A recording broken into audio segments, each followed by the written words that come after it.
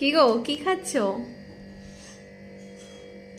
কেন, কি হলো? মুখটা এরকম কেন? আসো দেখাও কি খাচ্ছি, দেখো। কি?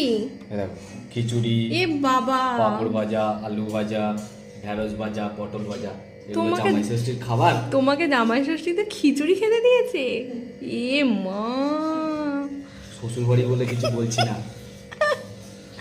এ মা, সত্যি এটা একদম উচিত হয়নি। তোমাকে এইভাবে খিচুড়ি খেতে দেওয়াটা একদমই উচিত হয়নি। খুব অন্যায় হয়েছে।